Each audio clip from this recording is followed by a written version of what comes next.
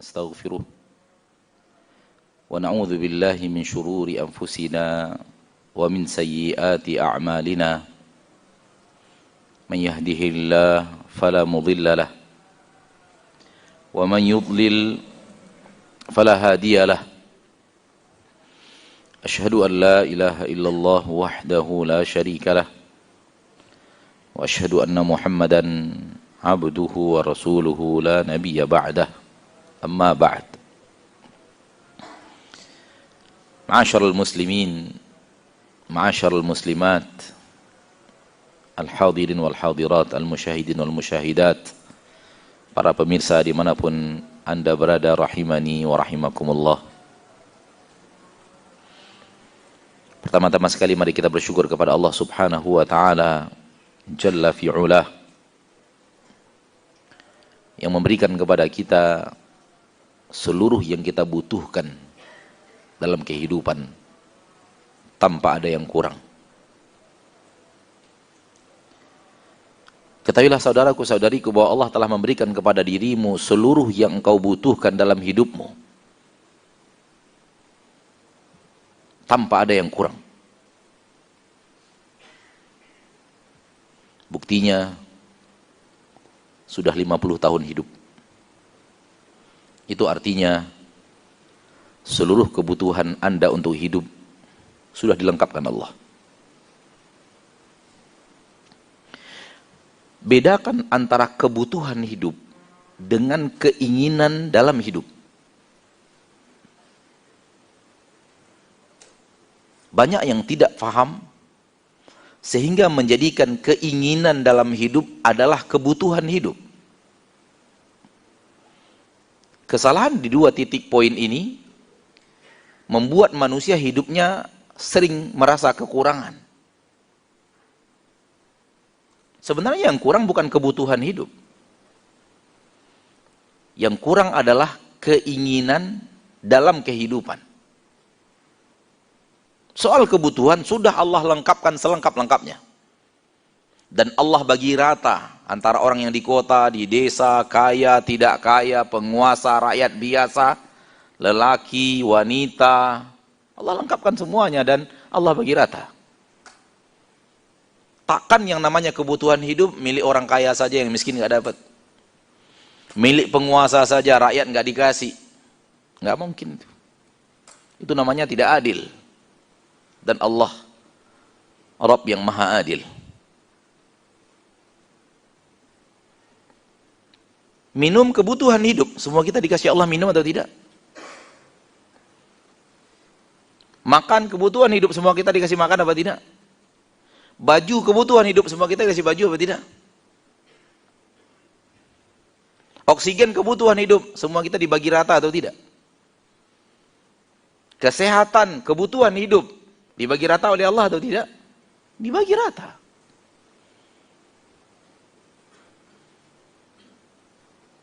Bahkan tidak jarang justru yang miskin lebih sehat daripada yang kaya. Betul tidak?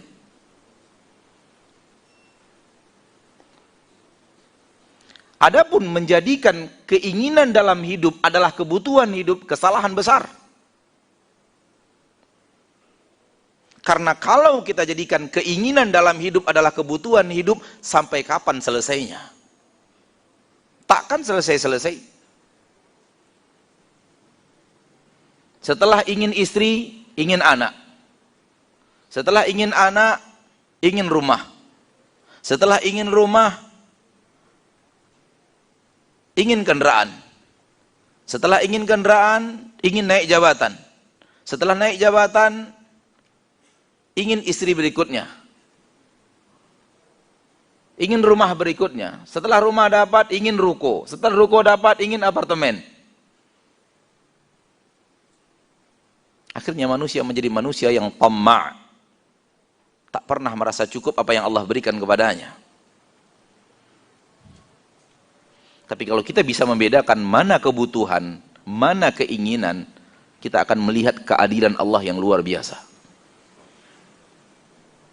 Dan kita akan melihat kasih sayang Allah yang luar biasa.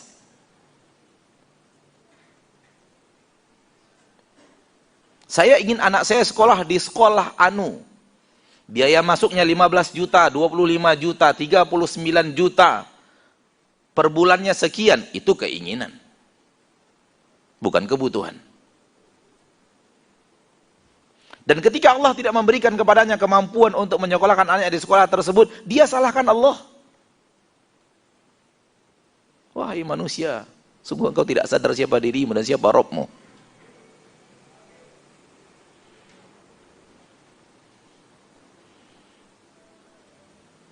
Dia ingin anaknya masing-masing punya mobil misalnya. Keinginan, bukan kebutuhan.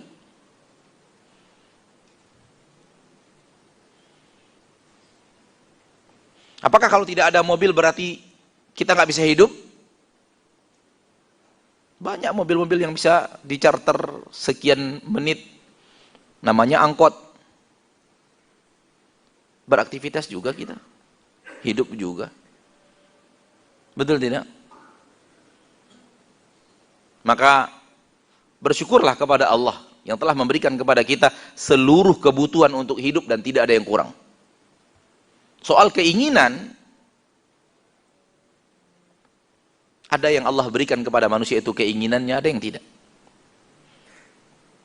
Dan ketika Allah memberi atau menghalangi, itu penuh dengan perhitungan super hebat, maha hebat, dan penuh dengan keadilan maha adil. Hanya orang-orang yang tak tahu siapa Robnya, yang selalu merasa yang diputuskan Allah itu salah. Karena yang dia inginkan adalah apa yang dia mau dan bukan itu yang Allah putuskan dalam hidupnya. Hati-hati. Dan jangan menjadi manusia-manusia yang tak berakhlak kepada Allah seperti ini. Dia mau. Allah tidak memberikan kepadanya apa yang dia mau. Dia anggap Allah menzaliminya.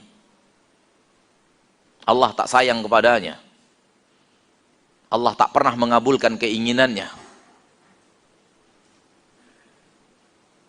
Seolah-olah dia akan mengatakan kepada Allah, ya Allah, aku maunya ini.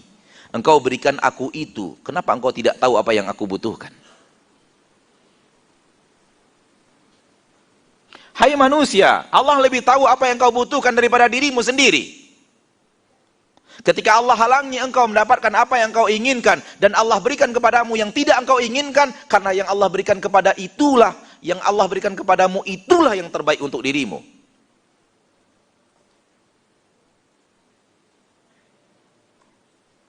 Allah itu Rabbul Alamin.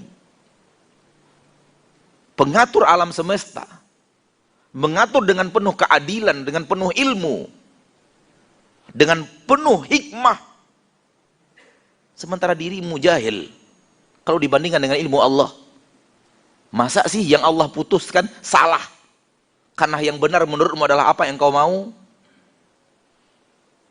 Andakah pengatur alam semesta?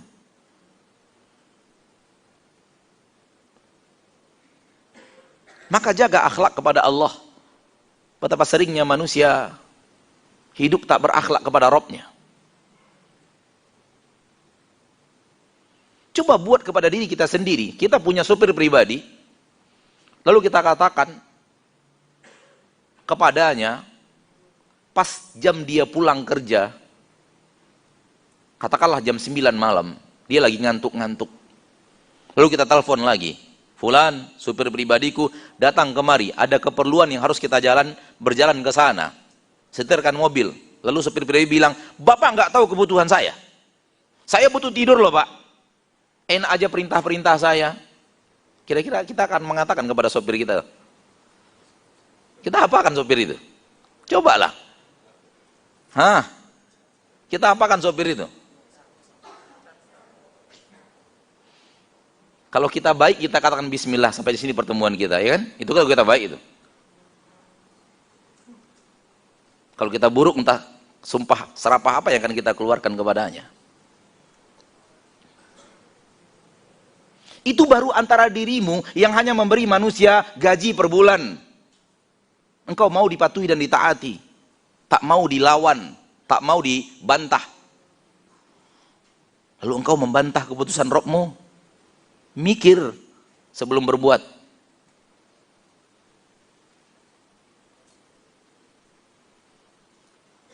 Itulah manusia dengan kezalimannya. Wa kana al-insanu zaluman jahula. Manusia itu penuh dengan kezaliman dan penuh dengan kejahilan.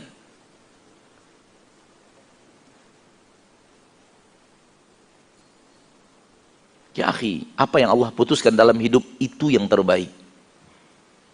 Kenapa itu yang terbaik? Karena itu yang teradil. Kenapa itu yang teradil? Karena Allah maha menghitung, maha mengetahui.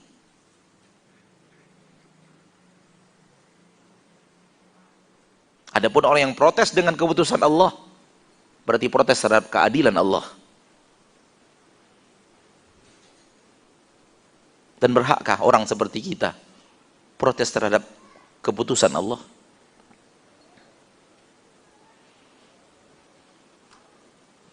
Nabi Yusuf tak pernah menyalahkan Allah ketika dirinya di penjara. Nabi Ibrahim juga tidak menyalahkan Allah ketika dirinya siap untuk dilemparkan ke dalam kobaran api yang menyala-nyala. Nabi Musa tak pernah menyalahkan Allah ketika dia dikejar oleh Fir'aun dan bala tentaranya. Hal yang sama Nabi Isa tak pernah menyalahkan Allah ketika dikejar oleh kaumnya ingin membunuh dirinya.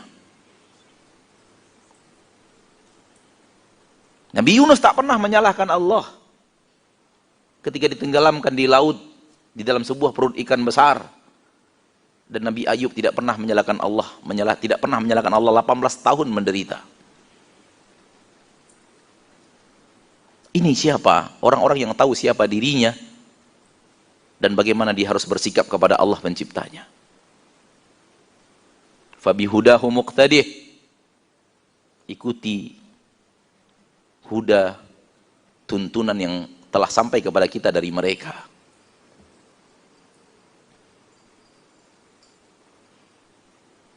Saudaraku saudariku muslimin wal muslimat rahimani wa rahimakumullah. Ayat yang dibacakan oleh imam kita di rakaat yang kedua. Itulah cara beragama yang benar.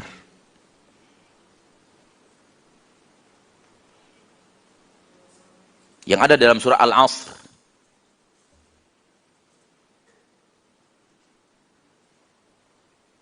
A'udzu billahi minasyaitonir rajim. Bismillahirrahmanirrahim. Wal 'ashr. Innal insana lafi khusr illa alladhina amanu wa 'amilus shalihat wa tawasaw bil haqq wa tawasaw bis sabr.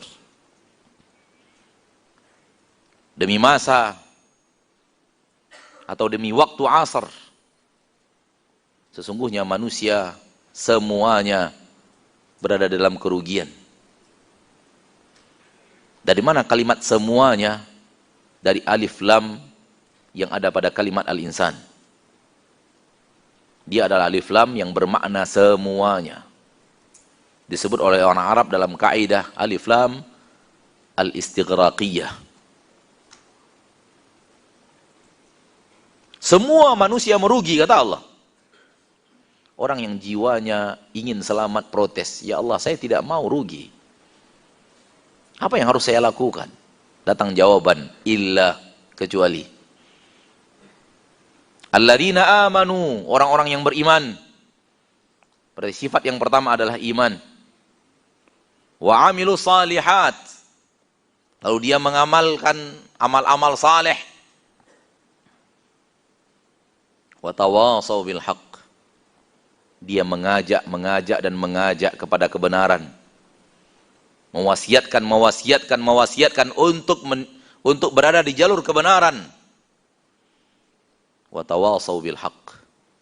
Lalu mewasiatkan mengajak untuk bersabar.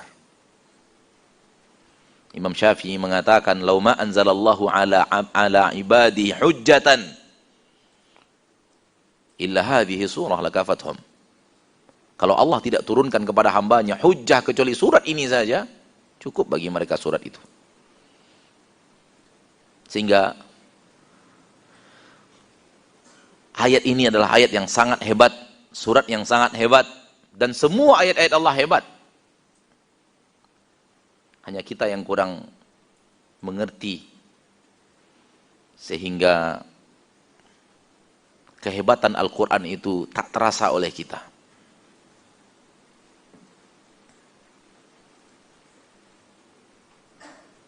Imam Syafi'i sangat mengerti hebatnya surat ini, sehingga mengatakan, kalau tidak ada ayat lain, surat lain turun kecuali hanya surat ini saja, Al-Asr, cukup itu hujah Allah terhadap hamba-hambanya. Kita sudah bacakan ayat dan terjemahannya, dan kita sudah bacakan perkataan Imam Syafi'i. Bagi kita nggak connect. Bagi kita biasa-biasa aja. Apa sih beriman, beramal soleh, ngajak kepada kebenaran, ngajak kepada bersabar.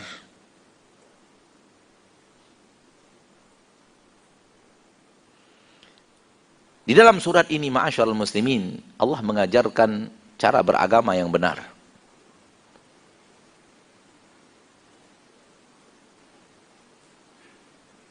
Dan barang siapa yang menempuh cara beragama yang benar ini, maka dialah orang yang selamat daripada kerugian. Selamat dari kerugian artinya jaya dan beruntung serta sukses. Maka orang-orang sukses dari manusia bukanlah yang berpangkat, tidak pula yang memiliki harta melimpah ruah, tidak pula orang ternama dan terkenal di mana-mana. Tidak, bukan itu orang sukses. Kalau itulah orang sukses, berarti Nabi Musa tidak sukses. Yang sukses adalah Fir'aun. Berarti Nabi Muhammad tidak sukses ketika di Mekah. Yang sukses adalah Abu Jahal.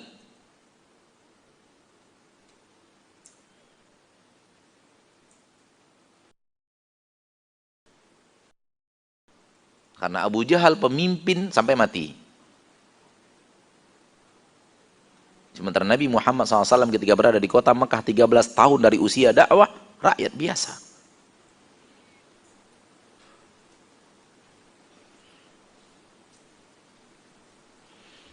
Kalau kita memang ingin beruntung, ayat ini acuan terpenting kita. Salah satu di antara acuan terpenting adalah surat ini.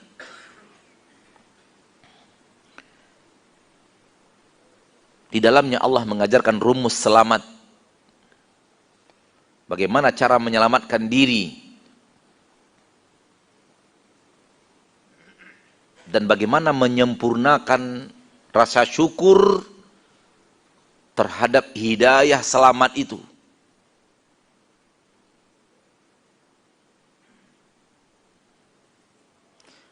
Sifat yang pertama dan kedua, beriman dan beramal soleh adalah jalan menuju keselamatan diri. Dan sifat dua berikutnya adalah rasa syukur terhadap hidayah keselamatan itu.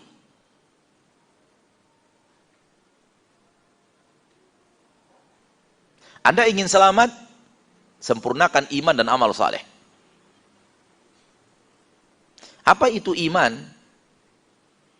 Iman adalah puncak keyakinan. Manakala keyakinan seseorang sudah sampai kepada tingkat yang sangat kuat, disebut iman.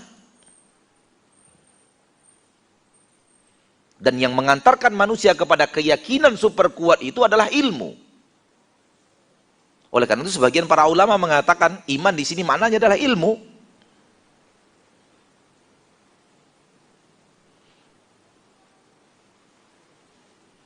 Antum beriman dengan adanya surga dan neraka? Beriman? Pernah lihat? Apa yang membuat antum beriman? Ilmu. Ilmu. Ilmu yang sampai kepada Anda tentang surga dan neraka membuat Anda menjadi orang yang benar-benar beriman dengan adanya surga dan neraka. Akan Anda sangat yakin, seyakin-yakinnya ada surga dan neraka. Apa yang membuat Anda sampai kepada tingkat yakin itu? Ilmu, bukan amal. Tak ada orang berinfak sebelumnya dia tidak yakin, gara-gara berinfak akhirnya dia yakin. Ada nggak? Nggak ada. Berarti ilmu, jalan ilmu itu.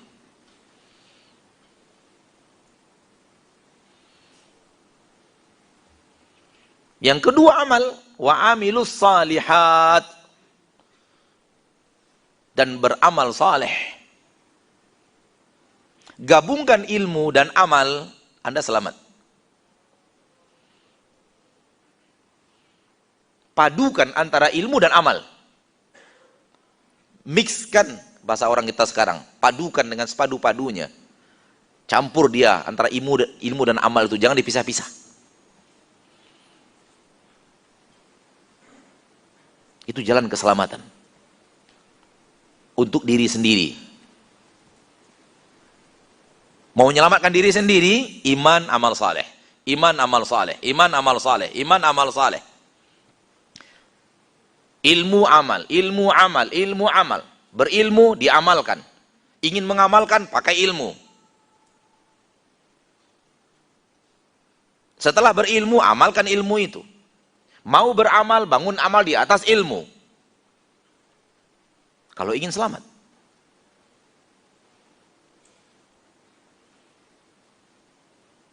Karena jalan yang tidak selamat, yang tidak menggabungkan antara ilmu dan amal, imma ilmu saja, amal tidak. Atau amal saja, ilmu tidak.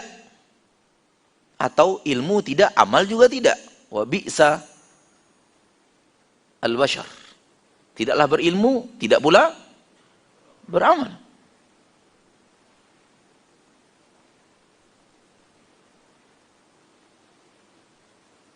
Jadi 3 kehancuran dan 1 keselamatan. Berilmu, namun tidak mengamalkan, hancur. Binasa, celaka. Beramal, tak berilmu, sama.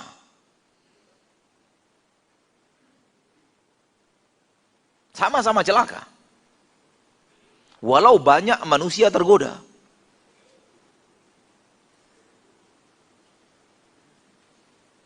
Tergoda oleh yang berilmu dan tidak mengamalkan ilmunya, dan tergoda oleh orang yang rajin beramal padahal tak berilmu.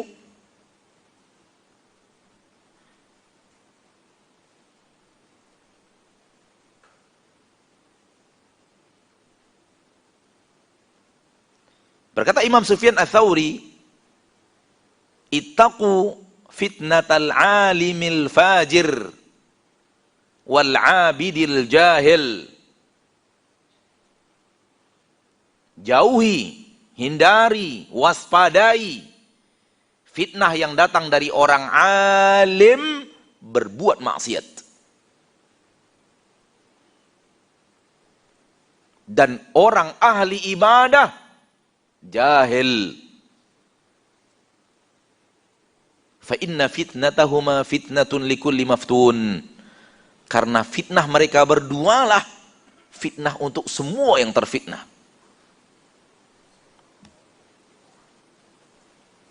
Hindari fitnah siapa?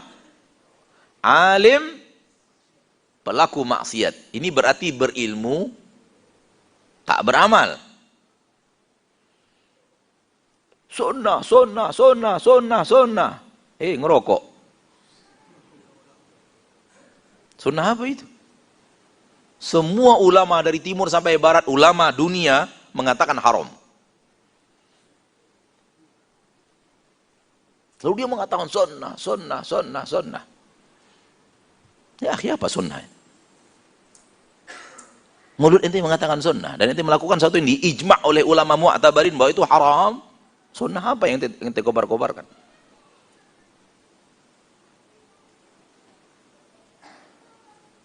Beda antara tersalah sekali-kali sama tiap hari ngerokok, beda itu.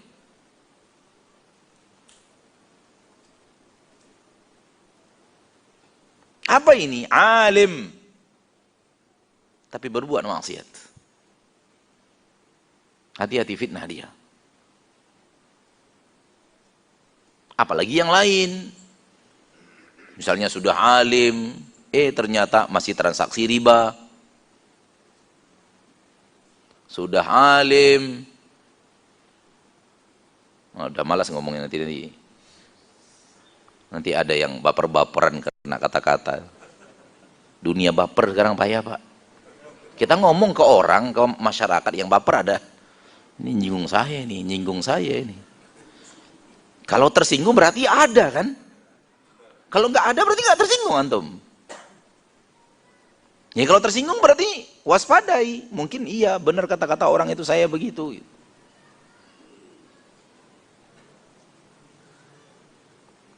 Yang kedua, abid. Rajin beribadah, ahli ibadah, khusyuk, zikir, tahajud, sedekah. Itu amal. Abid, rajin beribadah. Tapi di saat dipantau secara ilmu agama, jahil.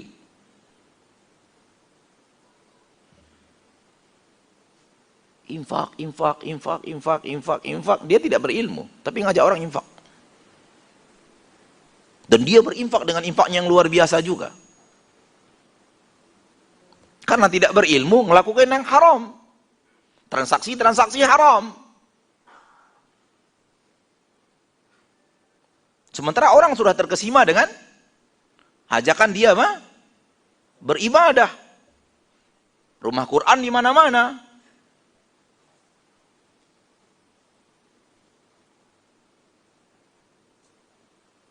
Hati-hati, kata Imam Sufyan Ats-Tsauri, hidupnya dekat dengan para sahabat. Bertemu dengan para sahabat namun tidak bertemu dengan Rasul sallallahu alaihi wasallam. Ini menunjukkan bahwa agama kita ini agama sempurna. Fitnah yang terjadi zaman sekarang sudah disebut oleh ulama dahulu kala. Karena rumus hidup beragama sudah lengkap di zaman Rasul. Tinggal contoh-contohnya terjadi banyak di zaman kita.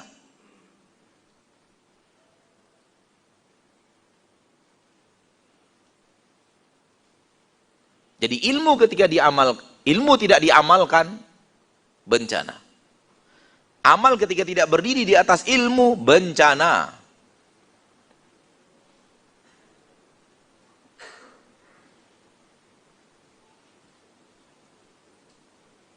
Fa inna fitnatahuma fitnatun likulli maftun. Siapapun yang terfitnah beragamanya, salah beragamanya, ditelusuri, fitnahnya berasal dari dua jenis makhluk ini. Alim fajir atau abid jahil. Taib. Kita tidak ingin memperpanjang ini, kita hanya ingin mengatakan bahwa kalau ingin selamat, padukan antara ilmu dan amal. Inilah jalan keselamatan. Ya akhi, Anda hidup di dunia ini pengen apa? Apa sih yang Anda mau dari hidup ini? Kalau Anda saya tanya sekarang, Pak, Bu, sebenarnya ibu ini, bapak ini hidup mau apa sih? Kira-kira jawabnya apa? Hidup enak. Masya Allah. Hidup apa lagi? Hidup bahagia. Apa lagi? Hidup apa? Hidup nyaman. Kalau saya tidak. Saya dalam hidup itu ingin selamat dari neraka. Kalau selamat dari neraka otomatis. Ingin selamat.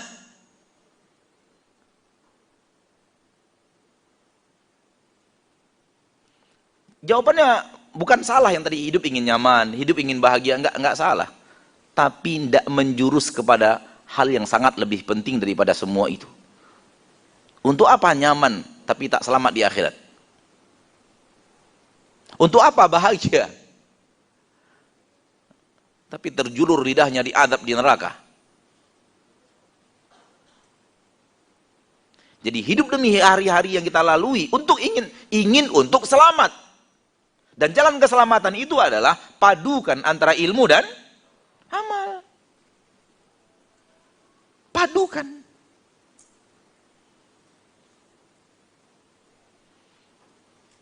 Dan ini yang dilakukan Rasul SAW ketika mendidik para sahabat. Ridwanullahi alaihim ajma'in. Beliau ajarkan, sahabat lakukan. Beliau ajarkan, sahabat lakukan. Beliau ajarkan, sahabat lakukan. Beliau ajarkan, sahabat lakukan. Beliau amalkan, nampak oleh para sahabat, diamalkan oleh para sahabat. Walau beliau tak nyuruh.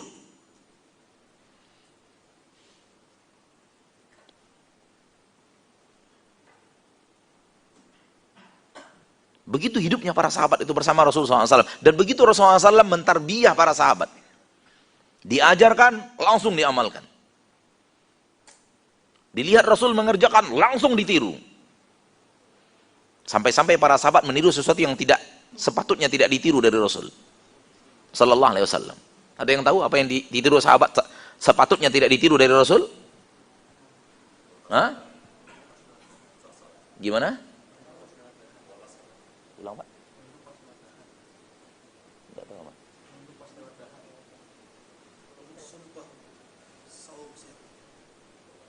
Terus. Ulang ya, Pak.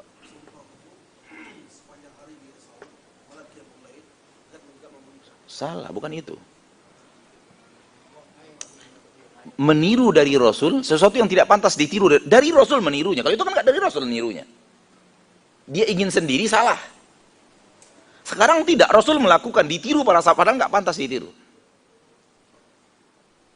Seharusnya nggak ditiru dari Rasul, tapi ditiru oleh sahabat. Ada yang tahu? Begitulah sahabatnya, saking nirunya Rasul gitu. Mereka lihat Rasul lakukan, mereka lakukan. Nggak ada yang tahu?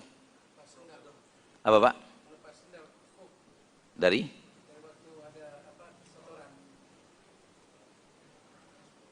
Iya. Masya Allah, mendekati. Walau bukan itu yang saya maksud. Barakallahu fiik. Saumul wisal. Ya. Bapak menjawab, barakallahu fiik, sangat mendekati. Nampak Rasul buka khuf ketika sholat, para sahabat juga buka khuf, sepatu kulit, bukan sendal, sepatu kulit. Nampak Rasul sedang sholat, setelah buka sepatu kulit, dibuka sepatu kulit. Kata Rasulullah, ngapain kalian buka sepatu kalian? Ya kami lihat engkau buka, kami buka juga. Kata Nabi, enggak, saya tadi diberitahu oleh malaikat Jibril, khuf saya ini ada najisnya, maka saya buka. Pokoknya mereka apa dikatakan Rasul, mereka kerjakan. Dan salah satunya yang saya maksud adalah puasa wisal, puasa menyambung.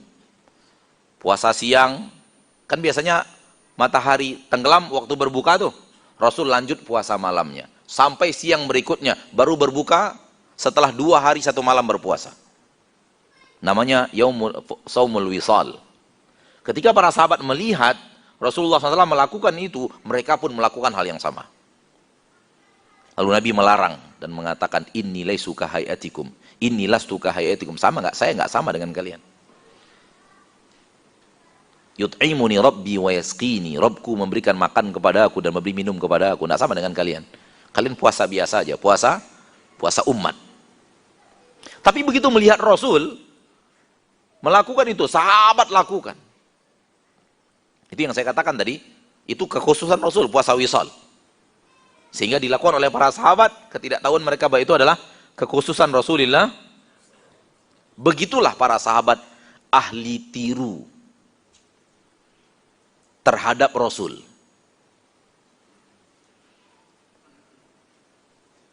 Ahli mencimplak amalan Rasul Sallallahu Alaihi Wasallam. Ahli mengamalkan ilmu yang telah mereka dapatkan. Lalu kita bertanya kepada diri kita sendiri, bagaimana denganku? Sejauh mana keahlianku mengamalkan ilmu yang telah kudapatkan? Sebagaimana seberapa keahlianku meniru apa yang aku dapatkan bahwa Rasulullah mengamalkannya? Maka nampaklah antara kita dan sahabat, antara langit dan bumi. Enggak, Pak, sumur dalamnya lagi.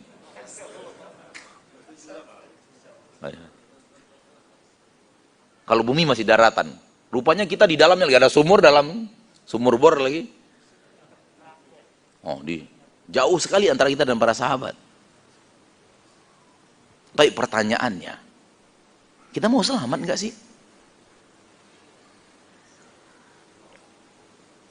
Kalau mau selamat, mixkan antara ilmu dan amal. Padukan dengan padu yang tak berpisah antara ilmu dan amal.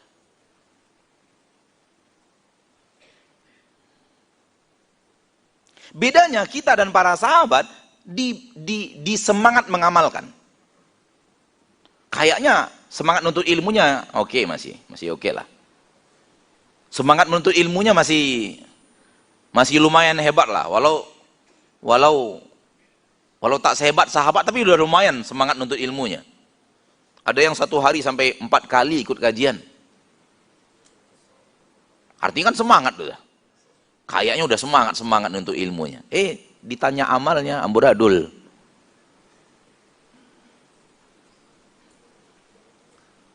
Barusan tadi ustadznya ngomong larangan ghibah.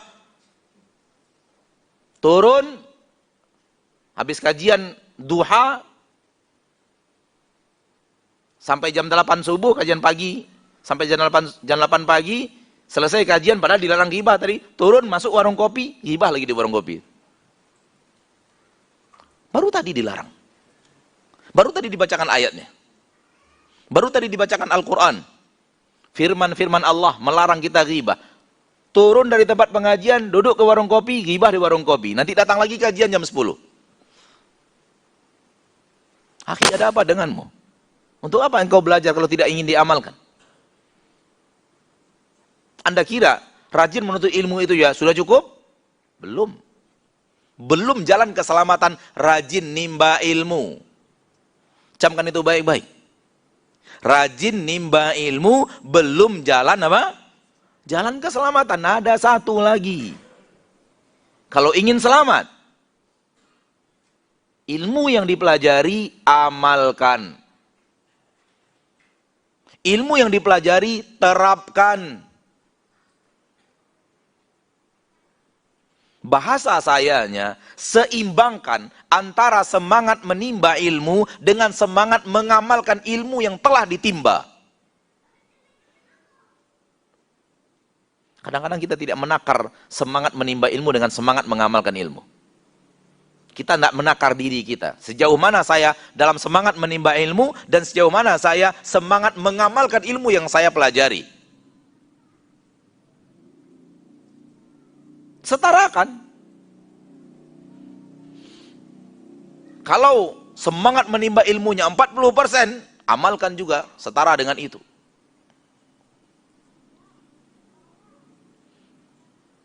Hada tariqun najah. Inilah jalan keselamatan. Wa hada tariqul falah. Inilah jalan keberuntungan. Bagi kita yang memang mau beruntung. Ada dalam ayat tadi.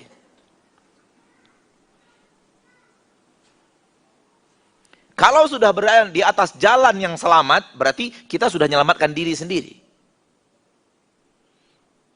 Urusan kita dengan diri kita sendiri sudah kita lakukan. Mulai ngajak-ngajak orang. Supaya orang yang diajak juga ingin menyelamatkan dirinya sendiri.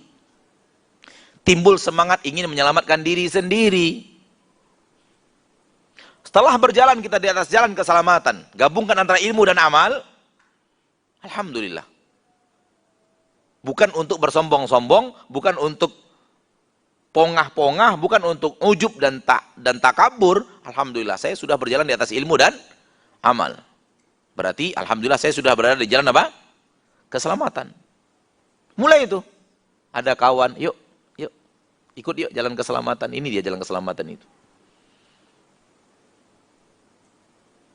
Orang tua kita belum rasanya tarik, Ustaz, Pak, Ibu yang saya cintai, yuk.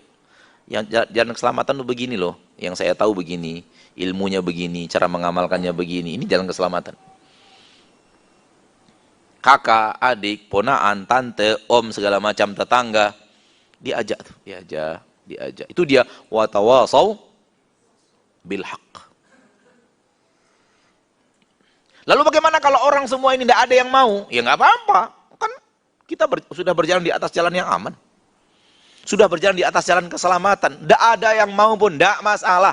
Saya sendiri di tengah kota ini, alhamdulillah. Berarti hanya saya sendiri yang akan selamat. Misalnya begitu. Tapi tidak akan begitu, Allah akan berikan kepada Anda orang-orang yang akan seperti Anda pula. Tapi kalaupun sendiri, kata Abdullah bin Mas'ud, walau engkau sendiri pemegang kebenaran di permukaan bumi, tetap di atas kebenaran. Karena engkaulah jamaah kaum muslimin ketika engkau berada di atas kebenaran itu. Ini penekanan super kuat dari seorang sahabat yang mulia ridwanullahi alaihim ajmain. Walau tak akan seperti itu.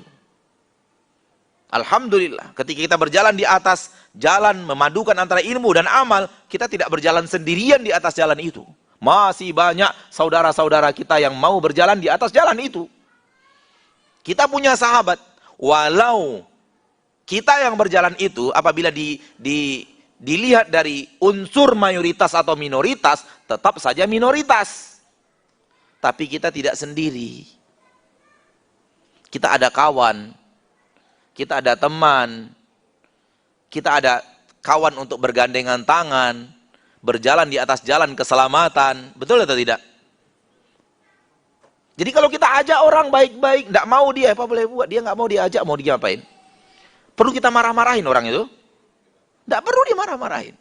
Hati-hati antum ngajak-ngajak orang pakai marah-marah. Ada apa kok marah-marah sama orang? Kadang-kadang kita ngajak orang pakai marah loh. Terutama kalau sudah kita ngajak anak. Terutama kalau sudah suami ngajak istri. Dan sekarang udah mulai terbalik, istri ngajak suami pakai marah-marah.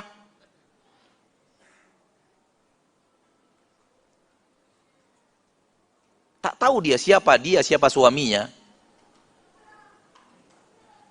Suaminya itu Allah letakkan di atas ayah ibunya. Namun syaitan menggoda banyak wanita sekarang untuk marah-marah sama suaminya.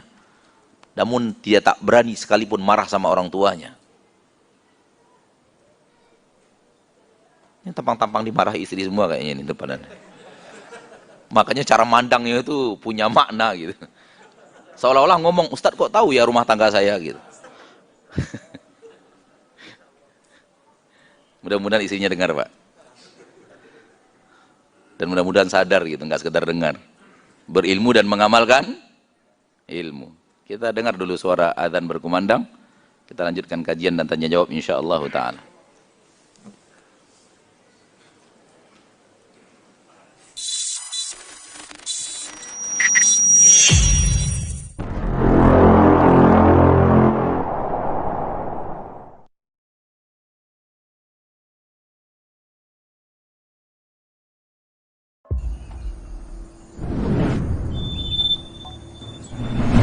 Assalamualaikum warahmatullahi wabarakatuh. Alhamdulillah, kita bersyukur kepada Allah Azza wa Jalla atas segala nikmat yang Allah berikan. Salat dan salam semoga senantiasa tercurahkan untuk baginda Nabi kita, Muhammad alaihi salatu wassalam, yang dia senantiasa memotivasi umatnya untuk terus belajar menuntut ilmu. Dan semoga kita termasuk orang-orang yang bersemangat untuk menjadi pewaris para nabi.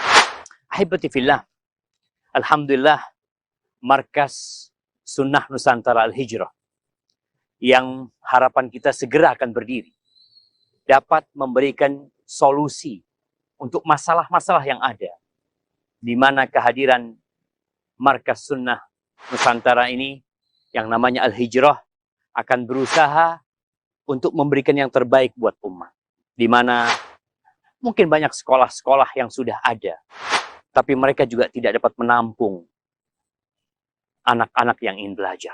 Bahkan yang ditolak lebih banyak daripada yang diterima. Mungkin sebagian mereka nggak mampu secara finansial untuk membiayai sekolah mereka. Yang insya Allah, markas Sunnah Nusantara ini akan berusaha untuk tidak mengambil biaya, kecuali yang diperlukan oleh para santri, para penuntut ilmu. Hanya biaya makan mereka mungkin. Sisanya, kita akan berusaha untuk membiayai sekolah ini berdiri.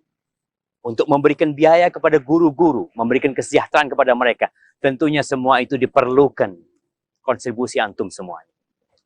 Karena terus terang, tanpa kerjasama yang baik antara para ustadz dan antara para donatur dan kaum muslimin secara umum, mungkin tidak banyak yang kau sumbangkan, tapi niat. Barakallahu fikum. Harapan kita, Markas Sunnah Nusantara akan memberikan jawaban untuk masalah-masalah yang ada. Bagaimana? Ditunggu kehadiran antum untuk bersama-sama membangun markas ini menjadi markas yang benar-benar memberikan manfaat tanpa memberatkan umat nantinya. Alhamdulillah, pintu kebaikan banyak sekali. Berapapun yang antum berikan, itu sebagai bukti keimanan kita kepada Allah Azza wa Jalla. Bahwa kecintaan kita kepada harta tidak menghalangi kita untuk berbagi. Dan Markas Sunnah Nusantara Al-Hijrah menunggu antum semuanya. Jazakumullah khairan. Assalamualaikum warahmatullahi wabarakatuh.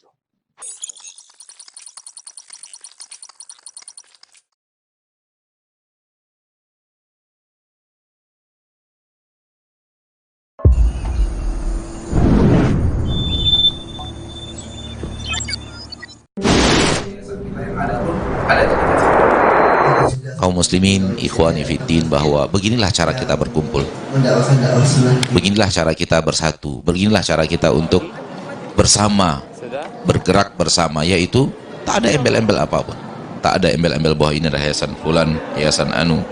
Satu-satunya adalah yang membuat kita berkumpul, kita ingin sama-sama berjalan di atas jalan yang diridhoi oleh Allah Subhanahu wa Ta'ala, dan jalan yang diridhoi Allah itu adalah jalannya Nabi dan jalannya salafus salih. Qala awalau ji'tukum bi ahda mimma wajadtum alaihi aba'akum.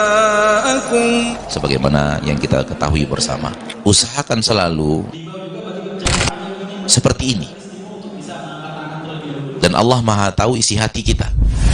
Wallahu alimun bidzatis sudur.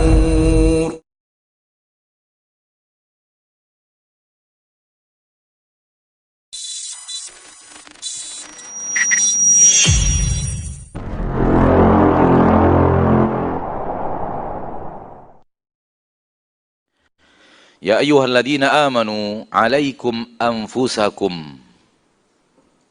Hai orang-orang yang beriman, fokuskan kepada dirimu sendiri. Pedulikan dirimu. Pedulilah kalian terhadap diri kalian sendiri. La yadurrukum man dhalla idza tadaitum. Tidak akan memberikan mudarat kepada kalian siapapun yang sesat. Tak akan memberikan mudarat kepada kalian. Orang sesat tidak akan memberikan mudarat kepada kalian. Idza tadaitum, kalau kalian berada di atas jalan petunjuk. Ini jalan petunjuk, jalan keselamatan. Apa tadi jalan keselamatan itu? Menggabungkan antara ilmu dan amal, dipadukan. Ini jalan keselamatan. Kalau kalian sudah berjalan di atas jalan keselamatan ini, orang lain yang salah, tak berjalan di atas jalan keselamatan itu, kalian tak akan terganggu. Kalian tak akan mendapatkan mudarat.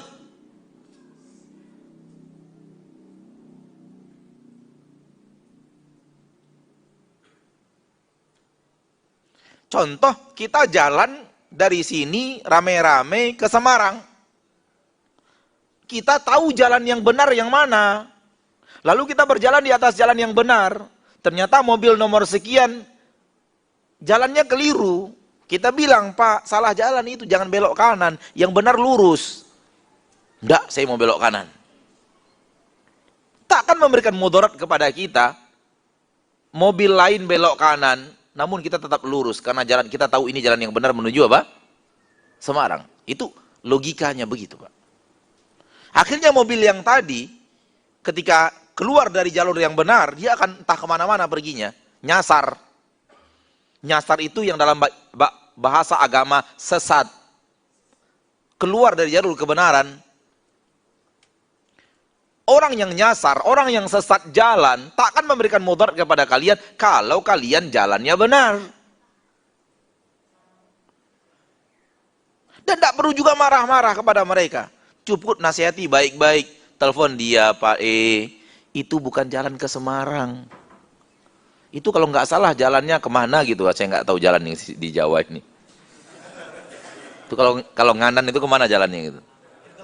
Hah? Tegal, Purwokerto, ya udah. Itu Purwokerto, Pak. Bukan Semarang itu, Pak. Kata Bapak itu yang penting niat.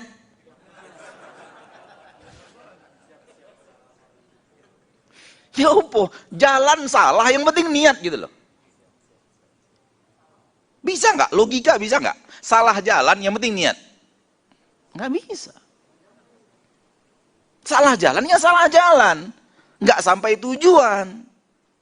Kalau tidak digabungkan antara ilmu dan amal, salah jalan. Niat nggak berlaku.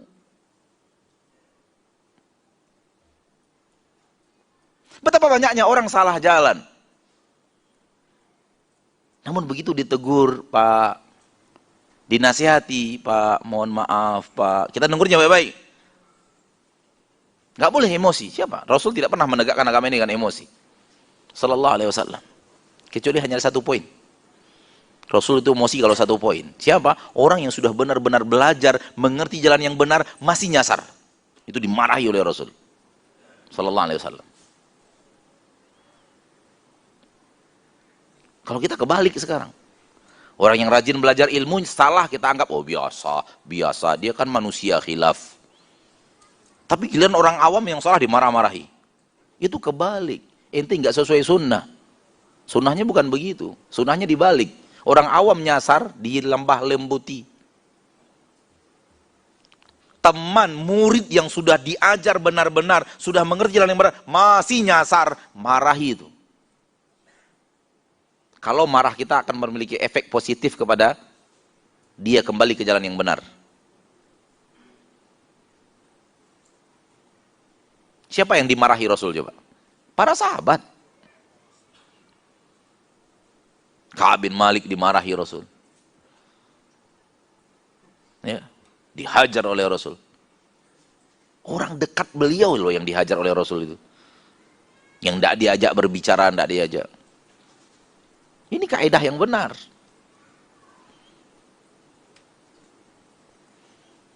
Terlepas dari semua itu. Ya. Kalau sudah berjalan di atas jalan yang benar, jalannya sudah benar karena kita berilmu tentang jalan ke Semarang dan berjalan di atas jalan ke Semarang itu. Syaratnya kan dua itu. Tahu jalannya dan berjalan di jalan itu. Hal yang sama dengan agama, tahu jalannya, berjalan di atas jalan itu namanya amal. Tahu jalan adalah ilmu, berjalan di atas jalan itu adalah amal. Sampailah ke Semarang. Tahu ilmu jalan ke surga, lalu berjalan di atas jalan ke surga itu. Berarti menggabungkan antara ilmu dan amal. Insya Allah ke surga. Insya Allah itu nggak pakai yakin. Kalau benar-benar digabungkan antara ilmu dan amal, Allah tidak akan ingkar janji. Allah tidak akan ingkar janji. Bukan Allah namanya kalau ingkar janji. Karena Allah berjanji dalam Al-Quran, yang beriman, beramal saleh, kami masukkan ke dalam surga, mengalir di bawahnya sungai-sungai, mereka kekal di dalamnya selama-lamanya. Ini janji yang sebenar-benar janji. Siapa lagi yang lebih jujur berbicara daripada Allah? Ini di dalam Al-Quran. Surah An-Nisa. Kalau tidak salah di ayat 122. Silakan buka. Bagi yang mau membuka.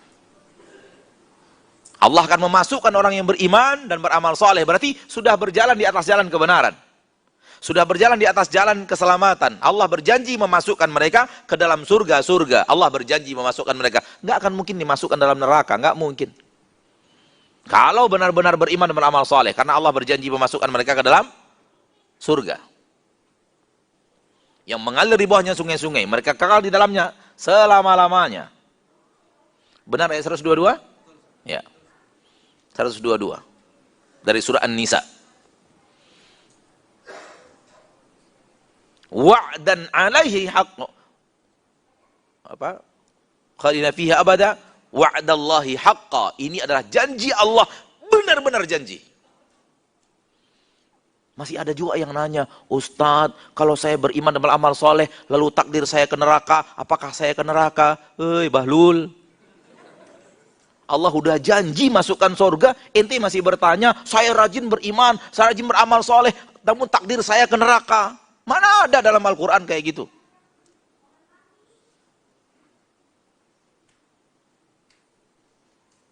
Kalau Anda benar-benar beriman beramal soleh, lalu Allah takdir ke Anda neraka, Allah zalim. Akankah Anda nisbatkan Allah kepada kezaliman? Kalau Anda benar-benar beriman dan beramal soleh, lalu Allah masukkan neraka, Allah ingkar janji. Bukan Allah namanya kalau ingkar janji. Ini sering nih dalam masalah takdir bertanya, Ustadz, saya kalau rajin beriman dan beramal soleh, namun takdir saya ke neraka, apakah saya ke neraka? Kenapa dia bertanya begitu? Cerdas, namun tak patuh. Patuh kan kepada agama, ini konsepnya begini loh. Namun otaknya diputar-putar, masuk setan di situ. Atau sebaliknya, Ustadz, kalau takdir hidup saya ke neraka, bisakah berubah menjadi ke surga dengan saya rajin-rajin beriman dan beramal soleh? Mirip aja itu. 11-12. Kalau Anda ditakdirkan neraka, tak akan berubah ke surga. Itu artinya Allah tahu siapa dirimu. Jadi, seriuskan beriman, seriuskan beramal soleh, Allah pasti masukkan Anda ke surga, karena Allah berjanji akan memasukkan orang-orang yang beriman dan beramal soleh ke dalam surga. Dan Allah tak akan ingkar janji. Innallaha la yukhliful mi'ad. Bahkan, saya ingin mengatakan kepada dirimu, wahai muslim, yang ragu akan janji Allah, saya mengatakan, Allah lebih ingin memasukkan engkau ke dalam surga, lebih daripada dirimu ingin ke surga. Mau apa lagi coba?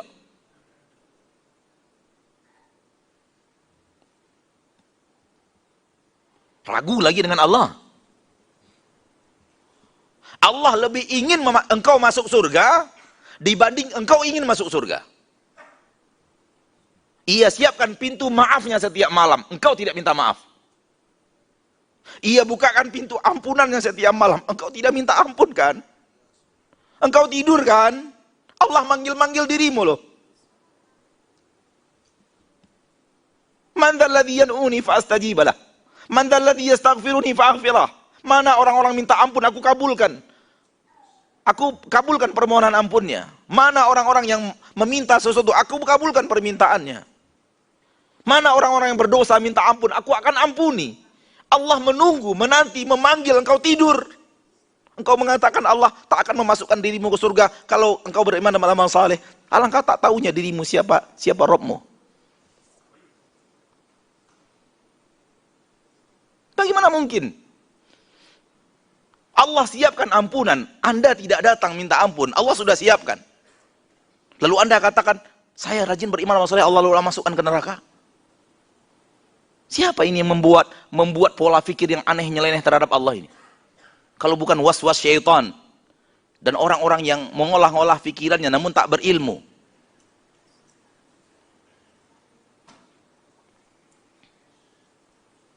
Pintu ampunan Allah buka di siang hari.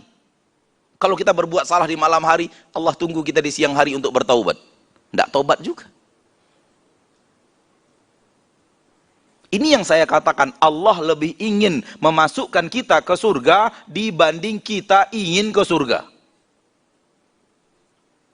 Maka jangan pernah ragu lagi bahwa orang yang beriman beramal saleh pasti ke surga. Pasti. Yang tidak pasti itu adalah apakah saya dengan iman dan amal soleh yang saya lakukan sekarang sudah dianggap Allah benar-benar beriman dan beramal soleh. Itu yang belum pasti. Namun orang yang beriman dan beramal soleh pasti ke surga, itu tidak ada khilaf dan tidak boleh ada keraguan di dalamnya. Keraguan dalam masalah itu cacat beragama dan berakidah. Yang kita ragukan adalah apakah iman saya, amal soleh saya sudah cukup di mata Allah sebagai orang yang benar-benar beriman, beramal soleh. Saya tidak tahu itu. Itu yang tak pasti. Harapannya ya, tapi ada kemungkinan belum cukup. Karena masih ada kesalahan di sana sini. Masih ada kekurangan di sana sini. Masih ada yang harus dibenahi di sana sini. Masih ada yang harus ditingkatkan lagi di sana sini. Sehingga apakah iman saya dan amal soleh saya di sisi Allah sudah dianggap orang yang masuk dalam ayat tadi atau belum? Allahu a'lam, Allah yang tahu. Harapannya sih iya. Makanya kita semangat belajar agama, semangat mengamalkan agama, semangat mengajak orang bersabar, kita pun bersabar. Semangat mengajak orang qanaah, kita pun berusaha qanaah. Semangat mengajak orang jujur, kita pun jujur. Semangat menyuruh orang bayar hutang, kita pun bayar hutang. Gitu loh. Namun apakah amal saya ini, ilmu dan amal saya yang saya coba mixkan ini dalam hidup saya, apakah di sisi Allah sudah dianggap orang-orang yang benar-benar beriman dan beramal soleh? Saya tak tahu. Tak bisa dipastikan. Karena tak ada cara memastikannya. Cara memastikannya sudah habis, namanya wahyu. Telah tak ada lagi dengan hari terakhir hidupnya Rasulullah SAW di permukaan bumi. Tak ada lagi wahyu itu. Sehingga tak mungkin lagi ada orang yang dinyatakan pasti beriman dan beramal saleh. Yang ada adalah harapan besar. Dianggap oleh Allah sebagai orang yang benar-benar beriman dan beramal saleh.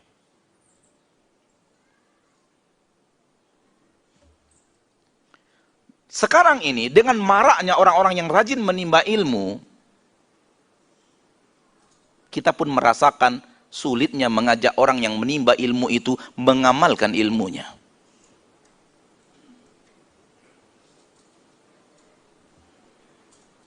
Ngajak orang menimba ilmu sekarang mungkin ada kemudahan. Tapi mengajak mereka untuk mengamalkan ilmunya, oh tak mudah. Bapak Ibu yang saya muliakan. Ini kalau kita buat ilustrasi aja ya. Ilustrasi, ini ilustrasi. Dan jangan coba-coba diamalkan. Semisal malam ini, kita bicara tentang jujur. Lalu kita buat aturan. Mulai hari ini, kita coba 1 pekan ke depan. Hari ini hari apa misalnya? Ini hari apa nih? Jumat. 1 Jumat ke depan. Kita buat aturan. Yang berdusta tak boleh masuk masjid.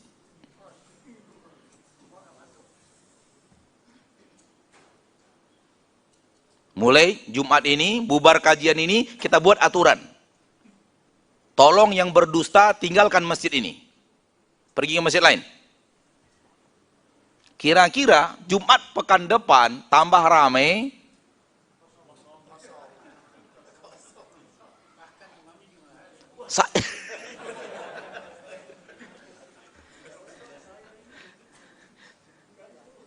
Tuh Pak, saya ingin mengungkapkan kepada Anda bahwa alangkah jongkoknya semangat amal orang zaman sekarang.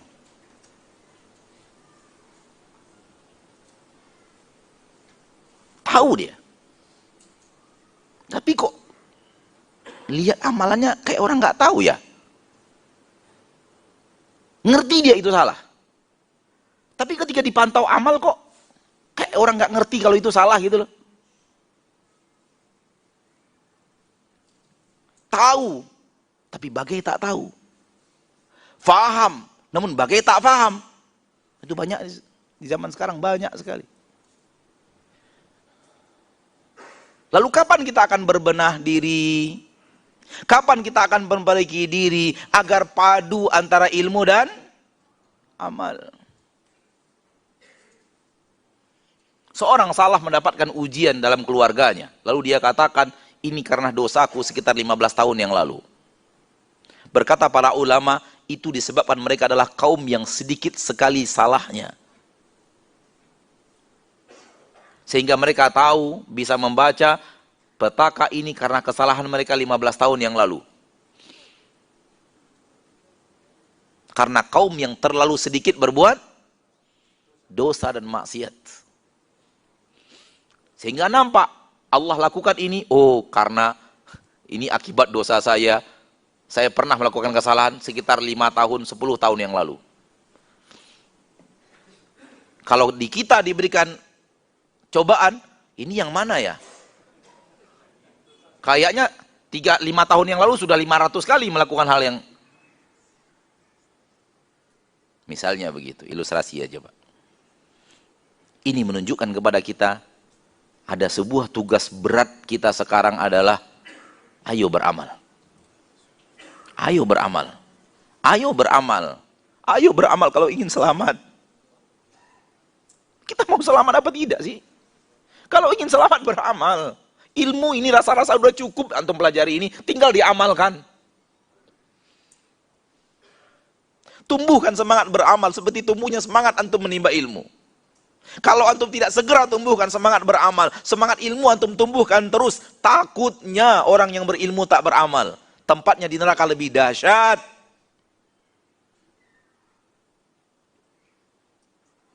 Ini nasihat untuk saya juga, untuk kita semuanya.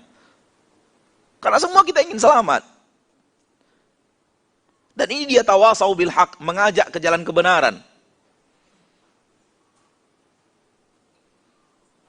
Kita ingin selamat. Tidak ada lain keinginan kita yang lebih daripada selamat dari neraka Allah tabaraka wa ta'ala. Ingin tidak masuk neraka walau sesaat.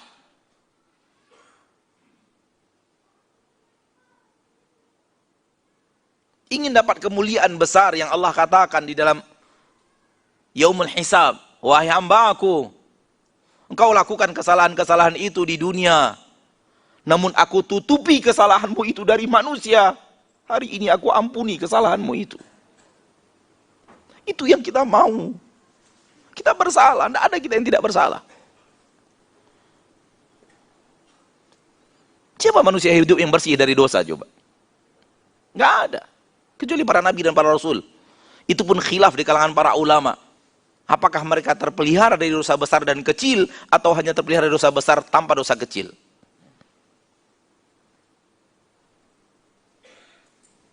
Adapun selain para nabi dan para rasul, tak ada jaminan selamat dari dosa. Berlaku kepadanya sifat asli manusia, kullu bani Adam khata'.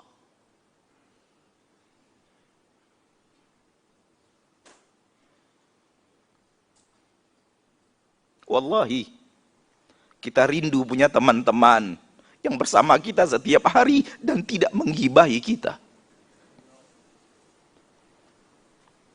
Kita rindu punya murid-murid yang dengar kajian kita dan di belakang tidak ghibahi hidup kita.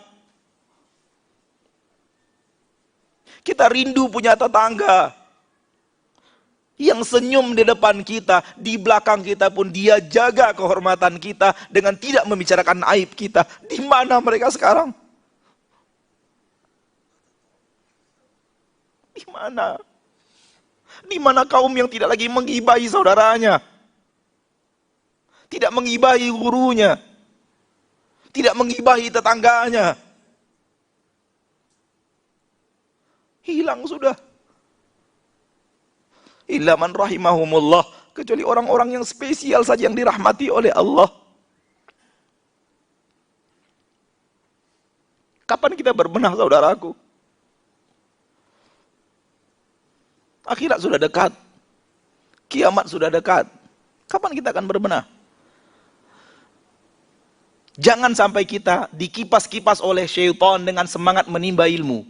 Lalu dilupakan jongkoknya kita mengamalkan ilmu. Kebiasaan iblis menyemprot kelebihan kita agar tertutup mata kita dari kekurangan kita. Dan merupakan cinta kasih orang lain yang mengingatkan kita akan kekurangan diri kita. Tapi sifat manusia sekarang justru ketika kekurangan dirinya diingatkan, dia mencak-mencak dan marah-marah. Berlagak bagaikan malaikat hidup tanpa dosa dan salah.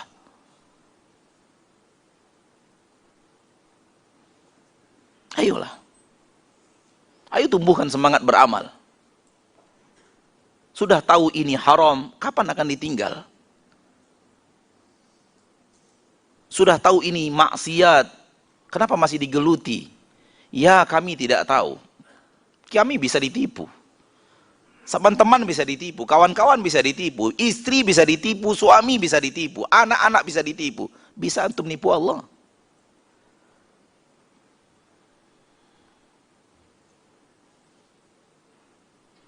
Ayo berbenah. Ayo perbaiki diri. Ayo selamatkan diri. Kalau memang semangat ingin selamat itu ada, harusnya amalkan ilmu yang sudah diketahui.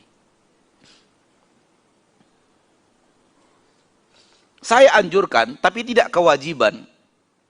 Kalau ada waktu longgar di malam hari, mulai buat list. Apa dosa yang sampai saat ini masih rutin saya kerjakan? 1, 2, 3, 4, 5, saya tidak tahu berapa jumlahnya, mudah-mudahan tak banyak. Tapi rutin saya kerjakan. Bicarakan aib orang 1 misalnya.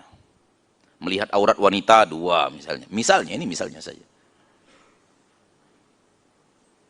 Emosian, tak sabar, suudzon ke orang lain. Buat list.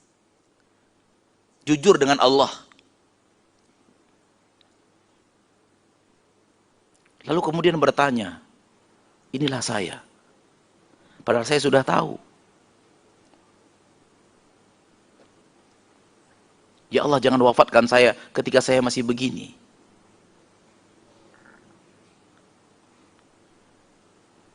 Lalu timbulkan tekad, saya mulai besok saya harus berubah. Coba lihat seminggu ke depan. Berubah enggak? Minggu ke depan lihat lagi. Wah, ini udah, ini yang belum. Kenapa tidak lakukan itu? Akhirnya terpesona oleh semangat hadir kajian, duduk paling depan, mencatat, bisa jawab pertanyaan Ustadz, dapat buku. Padahal di belakang Allah tahu, Anda bukanlah seperti yang terlihat oleh mata manusia. Siapa dirimu yang sebenarnya? Dirimu yang sebenarnya adalah ketika tak ada mata manusia menatapmu, itulah engkau yang sebenarnya. Dirimu ketika ditatap orang bukan dirimu yang sebenarnya. Karena dirimu ketika itu, dirimu karena engkau jaim sama orang lain.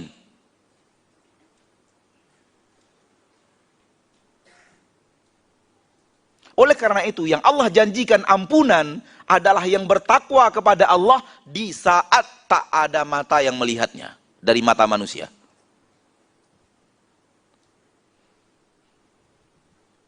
Innalladzina yakhshawna rabbahum bil ghaibi.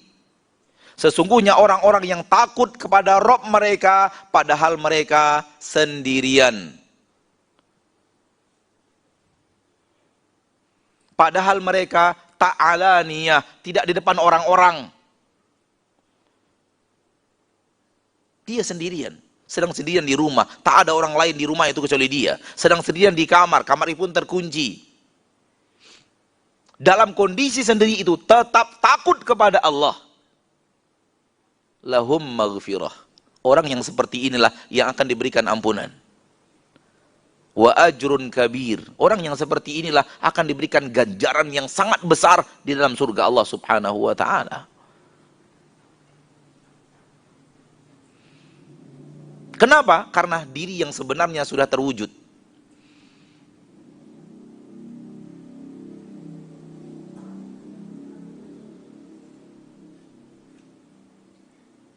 Kalau kita tidak rajinkan beramal, siapa lagi yang kita harapkan akan rajin beramal di permukaan bumi ini? Rajin beramal-amal yang benar tapi ya. Siapa lagi coba? Siapa lagi? Siapa lagi yang akan memakmurkan bumi Allah ini dengan iman dan amal saleh? Yang iman dan amal soleh yang mereka lakukan itulah yang mentamengi datangnya azab. Karena dunia sudah terlalu banyak pelaku maksiat. Harusnya pelaku maksiat berterima kasih kepada orang yang beriman dan beramal saleh.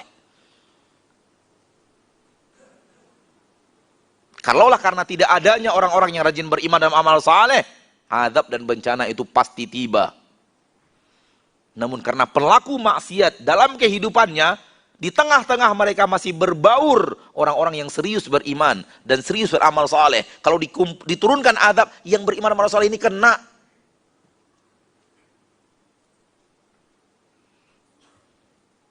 Namun pelaku maksiat nggak sadar.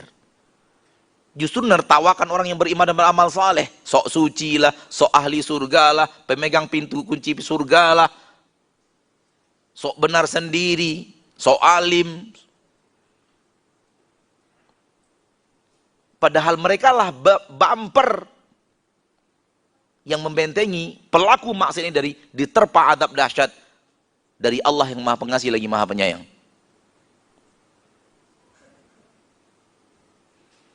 Karena adanya orang yang beristighfar, Allah tidak turunkan azab. Wa ma kana Allahu liyu'adzibahum wa anta fihim. Wa ma kana Allahu mu'adzibahum wa hum yastaghfirun. Allah tak akan azab mereka selagi engkau wahai Muhammad ada di tengah-tengah mereka. Dan Allah tidak azab mereka kalau masih ada mereka yang rajin beristighfar minta ampun kepada Allah. Kalau tidak kita yang sudah rajin belajar ilmu agama, mana sunnah Nabi yang akan mengamalkan, kemana lagi kita berharap orang-orang yang akan beramal coba?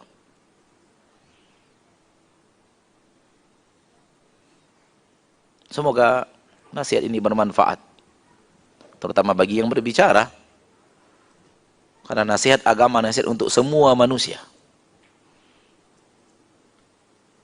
Dan semoga kita benar-benar serius. Tidak hanya serius belajar. Semoga kita benar-benar semangat. Tidak hanya semangat menimba ilmu. Bagus sudah semangat menimba ilmu. Bagus sudah semangat belajar. Namun manakala tak diiringi oleh semangat mengamalkan, semua itu adalah bara api neraka. Wallahu ta'ala alam. Kalau seandainya ada pertanyaan, maka kita jawab sesuai dengan ilmu yang kita punya.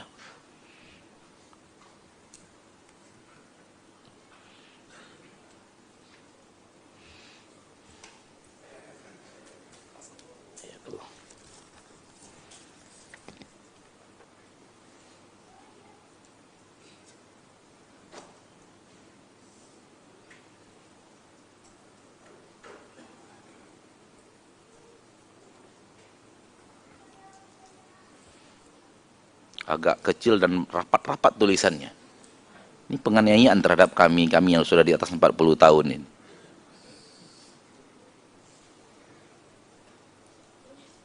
Bagaimana untuk memperoleh ilmu ini agar kita dapat mengamalkannya? Ilmu apa untuk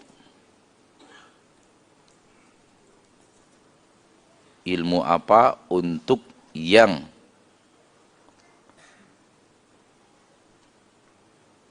apa ini?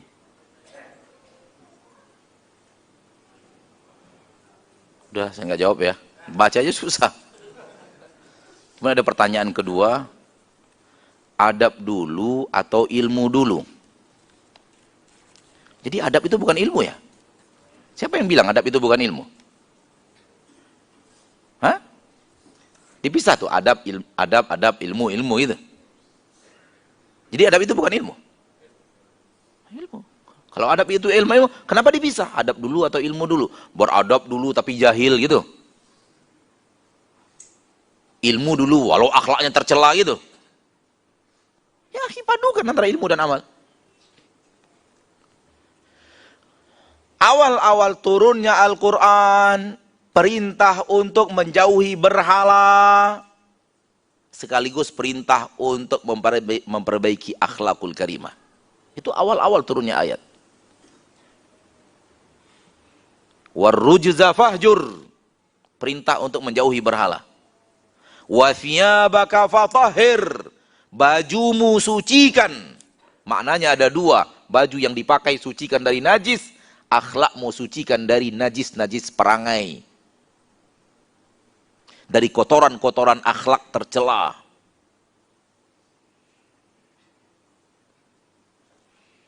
Maka perintah menjauhi berhala, ilmu tauhid beriringan datangnya dengan perintah memperbaiki akhlakul karimah. Surat kedua yang turun, wahyu kedua kali turun setelah Iqra bismi rabbikal ladzi khalaq. Lalu ada apa denganmu memisah-misahkan antara adab dan ilmu? Wallahu a'lam. Ini yang bisa saya jawab.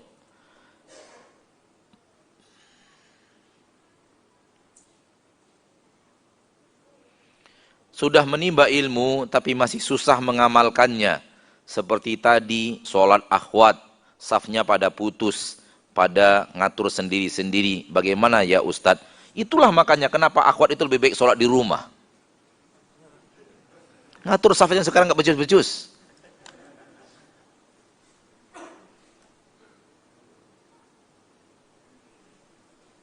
Dan terlihat, wanita itu dibanding laki-laki termasuk yang paling susah ngatur saf. Tidak tahu kenapa, karena saya tak pernah merasakannya. Jadi nggak tahu